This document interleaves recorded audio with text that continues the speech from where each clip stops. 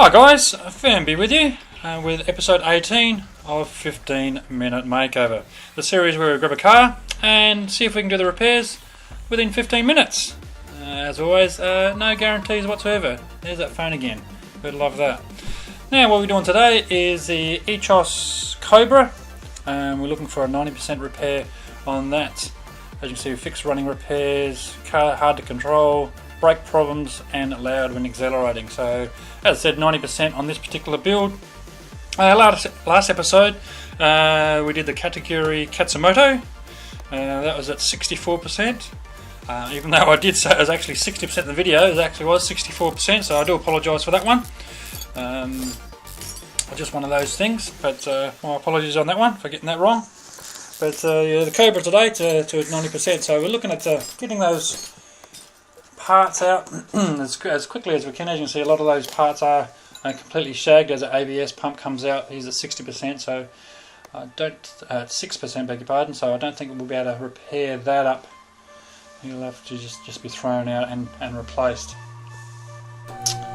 While you're watching this repair, I just want to have a quick chat about one of those mysteries in life, I suppose you'd call it. Now, what are you talking about, Firmbie? I hear you saying. Is it ancient technologies? Well, no. Bermuda Triangle? Well, no. Area 51. You must be talking about Area 51. Is that one of those strange mysteries in life? No.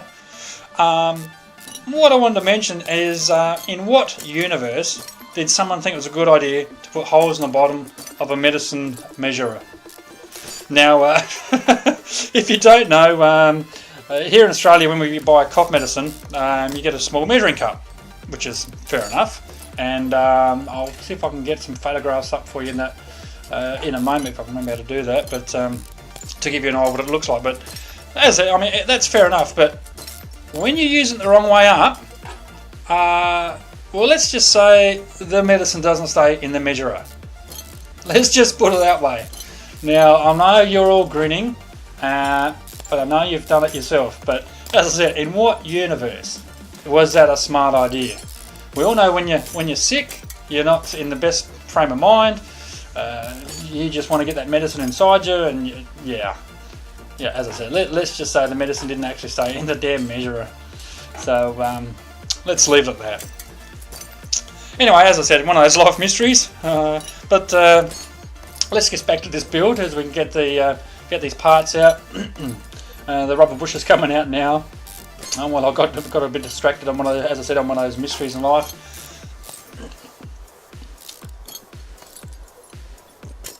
I'll get that bottom suspension arm out just so we can get that axle out. As you can see, he was a bit shagged. Getting these exhausts out. That was the cause of the loud when running. I think it said at the start. Brake calipers and brake shoes obviously are going to come out. They're all rooted. Brake shoes, they look like they're going to need replacing as well. Wheel hub bearing, he'll need repairing. I think he'll repair up. We'll see how that one goes.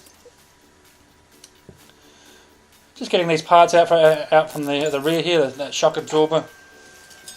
And as you can see, quite a number of those parts that they're going to need repairing. Those mufflers have got to come out as well. I'm going to spin around the other side and get those brake components off fairly quickly. The brake calipers, the brake pads, like so. I don't know whether this wheel bearing, he actually looks okay, so he can actually stay there. Another one of those rubber bushes. Again, it's just easy to buy a heap of those. You go through a shit ton of those rubber bushes, so and they're only like $6 or $8 or whatever they are at the shop. So it doesn't hurt to have a heap of those in the inventory. Don't know why I always got problems saying inventory. Tongue just doesn't get around it sometimes. But that's what we were looking at, getting the rear sway bar B out as well. He was completely rooted, and it looks like we actually found all the parts there. Hard to control, in and out of tie rods, brake problems, and loud when accelerating. And as I said, the loud when accelerating is the exhaust system. Most of the parts are the rear and middle catalytic converters, things like that. Occasionally, it's also the exhaust manifold. Now, just a break there, guys. I'm just going to cut out the purchasing of all the parts here, just to keep the length of this video to a reasonable length. Otherwise, it'll blow out to 20-25 minutes, and I do try to keep it sort of around the 15-minute mark, just for convenience for you. So the last of the parts just been purchased now. Get rid of those out of the inventory. Bring the tablet up. What else we got? Sway bar B, I think it was. No, rear end link. And wheel hub bearing.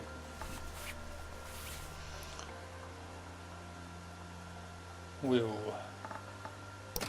hub bearing, one of those. And get rid of that.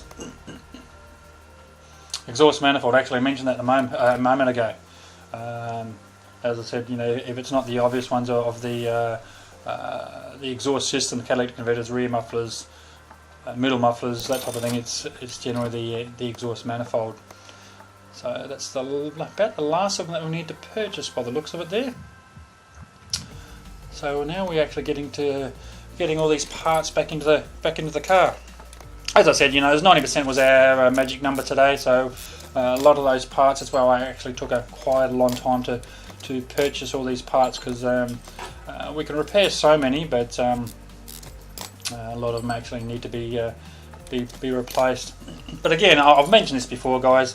One of the key things is get that tool repaired up to 90%. Your repair table, I should say, sorry, the repair table up to 90%. So obviously means that 90% of the parts are repairable. So it's going to save you quite a lot of money when it comes to repairing those parts up. And as I said, just be aware of what the repair level they're looking for in there. There's no point trying to repair it up to 100% if the particular customer build only requesting, say, 60%. So I'm sure that makes sense. So let's get these calipers straight in, and the wheel on top of that.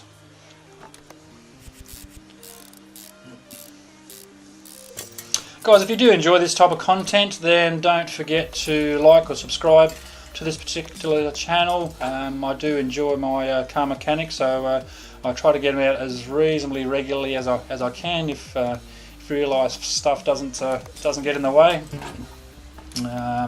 One of the joys of shift work, unfortunately, is you work during the night and sleep during the day, so it does cut into the time that you're able to, or that I'm able to get these videos out to you. But if you do enjoy it, guys, yeah, just chuck a like down. If there's something that you like to see in car mechanic, then whack that down into the comments below and let me know, and see if I can get that out for you. Let's get that bottom suspension arm in now. Nice brand spanking new.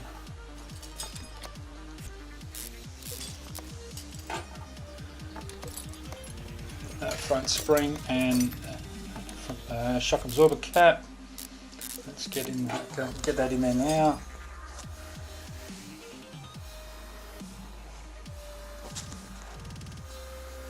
What have we got remaining on this corner here? I think just the brake components by the looks of it. The pads, the calipers, and the wheels.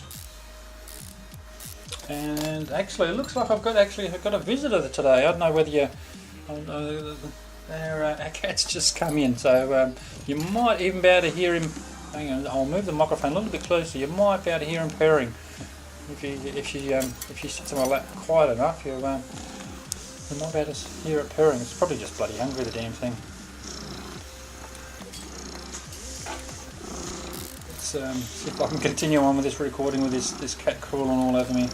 Get this rear sway, get this rear sway bar in, and then the upper arm there. Rear shock absorber going in now.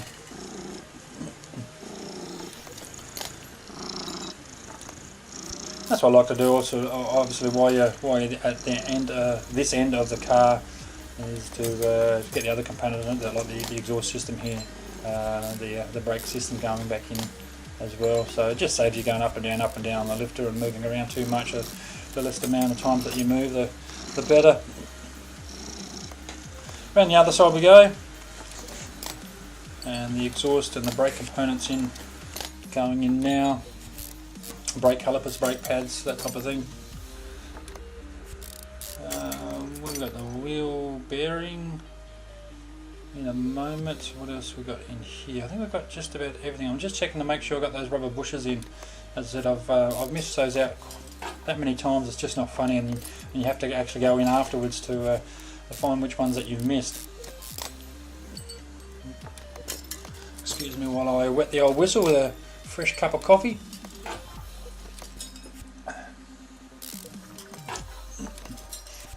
And the wheel straight on top of that. And we should be, what have we got? Oh, the ABS modules. Now, have I purchased too many springs once again? But no, I seem to have a thing about these springs. I always buy too many. Yeah, I've got springs on that side. Anyway, let's get this exhaust manifold in and see how many parts we've got left.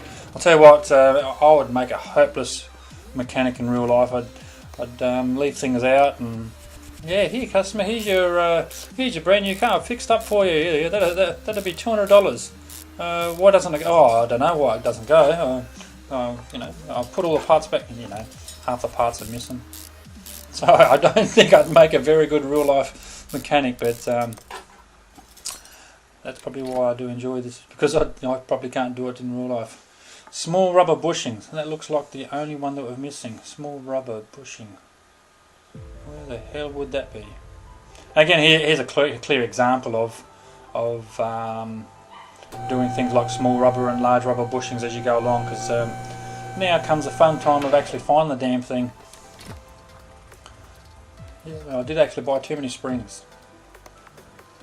Typical. Now, small rubber bushes is generally on these low suspension arms, if memory serves me correctly. Small rubber bushing, yeah, that's the only one we're missing.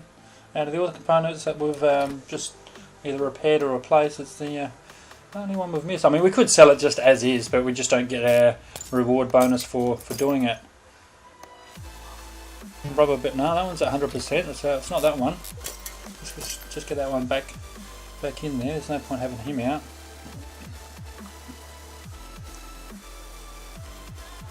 Let's have a look around here.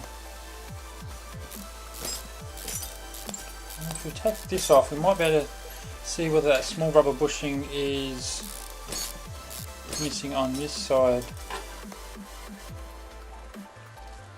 Oh, it's actually on the other side, you idiot. We'll get that back on that part there and actually swing around this other side. And then it just means we've just got to take these spring components off. If we can get to it. There we go, we got the spring components off. Let's see whether it's actually small rubber bushing. No, it's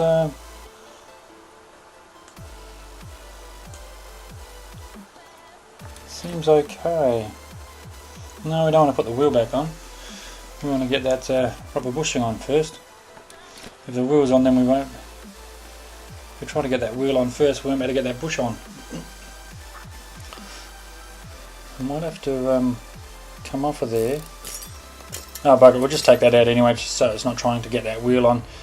Then we can put the small rubber bushing on the rear suspension plate, is it?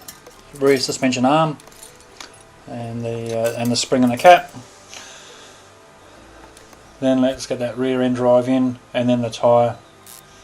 Otherwise, it keeps wanting to put the tyre on and keeps getting in the way of trying to get that small rubber bushing in, which was fine in the end anyway. So perhaps around this side here. Let's get this wheel off, because I don't think we're able to. No, we won't be able to reach it without this wheel off. So we just rip this wheel off. Again, you know, I've said it before. I'll say it a lot, many more times. Is that it's just a lot easier to actually do this when you pull the parts out initially than try to find the damn things afterwards. Small rubber bushing 25%. That's exactly what it is. You little bastard. There's always one that's that wants to hide. So we'll just buy another small rubber bushing like that, get rid of the old bastard, and throw him in the bin, and get all those replaced back on. Again, that wheel's trying to get in the way. Might have to take that that rear drive axle out just so that we're able to get that small bush in, like so. Get that rear arm in while I'm here. Spring cap, spring, and the shock absorber cap. Then we can put this rear axle drive in, a tyre on over the top of that, and hopefully we should be getting very, very close to completion. And there's too many damn springs, but look like that. Green lights across the board. So we've actually got all the parts either repaired up or replaced, I should say. Words in English. Let's have a quick look at that. Yep, green lights right across the board. So we've repaired those up to 90%, as I said. The money spent on the job, $5,503. Bonus for completing the task, $2,750. Bonus for completing the job, $2,751, which gives us a total earned of $11,004. Alright guys, thank you very much for your company once again, and I'll look forward to it next time.